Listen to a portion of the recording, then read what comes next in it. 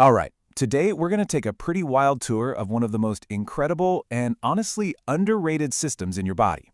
We are going deep inside your personal fuel factory to uncover the amazing story of digestion. I mean, really think about it. You take a bite, you chew, you swallow, and then what? It just kind of vanishes, right? Where does it actually go, and how on earth does it turn into the energy that lets you, run, think, and just live your life? Well, that bite of food is actually about to go on this incredible adventure. It's going to travel down a long, winding tube inside you, getting smashed, dissolved, and totally transformed every single step of the way. This is not just a simple path, it's a super efficient, high-tech factory line. So that brings us to our first section, and a really fundamental question. Why do we even need to digest food at all?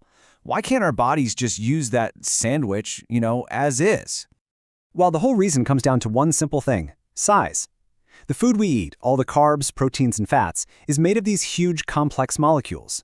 They are way too big to pass through the walls of our intestines and get into our bloodstream where they're needed. So the factory's primary mission is simple: break them down into much smaller pieces. And our body has this brilliant two-pronged attack to get the job done. First, you've got physical digestion. Think of this as the demolition crew, crushing, grinding, and churning big pieces into smaller bits. And then you've got chemical digestion. This is more like a team of expert chemists using special proteins called enzymes. They're like tiny molecular scissors that snip all the chemical bonds and completely disassemble the food. You absolutely need both for this factory to run smoothly. Okay, the factory doors are officially open. Let's follow that bite of sandwich as the adventure begins at the very first stop, your mouth. The second that food enters your mouth, both types of digestion kick into high gear. Your teeth are the stars of physical digestion, obviously, just grinding and crushing everything into a manageable pulp. But at the exact same time, your salivary glands are releasing saliva, which is loaded with the very first enzyme of the journey. It starts chemically breaking down starches right away. So once all that chewing and mixing and mashing is done, the food isn't really a piece of sandwich anymore. It's now this soft, round little ball called a bolus. It's been perfectly shaped and lubricated so it's easy to swallow and can start its trip down the esophagus, which is basically the tube connecting your mouth to your stomach.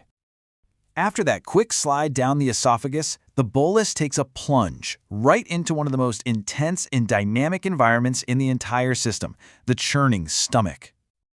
Now, the stomach is basically this J-shaped muscular bag, but don't think of it as just a holding tank. It's an active, churning, mixing chamber.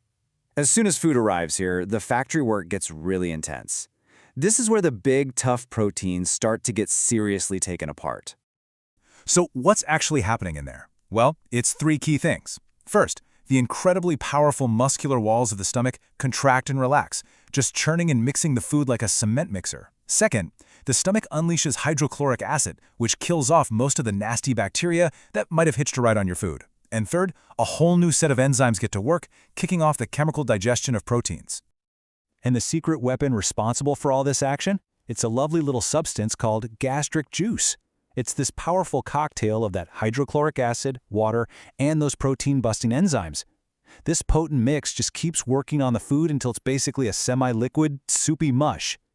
So after a few hours in the stomach, our food is completely unrecognizable. It's finally ready for the main event, the longest, and you could argue the most critical part of its journey, the winding intestines.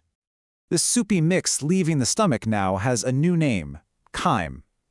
It gets passed in little squirts into the small intestine, which is this super long, coiled tube where the final complete digestion of everything, carbs, fats, and proteins is going to happen. Seriously, this is where the magic happens. But here's the thing. For a job this important, the small intestine needs some backup. It has a team of expert assistants hanging out nearby, ready to provide the crucial chemical tools to get the job done right. So let's meet these helpers. First up, you've got the liver, which produces a substance called bile that is absolutely essential for breaking down fats. That bile then gets stored in the little gallbladder right next door until it's needed. And then there's the pancreas, the real powerhouse. It produces a super potent cocktail of enzymes called pancreatic juice, with more of those molecular scissors that can finish the job on all the major food groups. All these juices get squirted into the first part of the small intestine to mix with the chyme. Okay, so now the food is totally broken down into its tiniest possible molecules. But how do we get those nutrients out of the intestine and into the rest of the body? Well, the answer is these incredible little structures called villi. The entire inner surface of the small intestine is covered in millions of these tiny finger-like projections. They increase the surface area for absorption so much that, and this is amazing, if you could spread them all out flat, they would cover an entire tennis court. The villi suck up all those valuable nutrients directly into the bloodstream, which then acts like a delivery service, taking them to every single cell in your body. So what's left of the chyme now? Mostly just indigestible fiber and water. And that stuff moves into the large intestine. There's no more digestion happening here. Instead, the main job of this final stop is to act like a sponge, absorbing most of the remaining water and mineral salts and compacting the leftover waste before it, well, leaves the body. This whole digestive system is just an amazing, well-oiled machine. But like any complex factory, sometimes things can go a little haywire. So let's take a quick look at a few common problems. For instance, diarrhea is basically what happens when waste moves way too fast through the large intestine, so your body doesn't have enough time to absorb the water. Constipation is the exact opposite. Waste moves too slowly and too much water gets absorbed, making things difficult.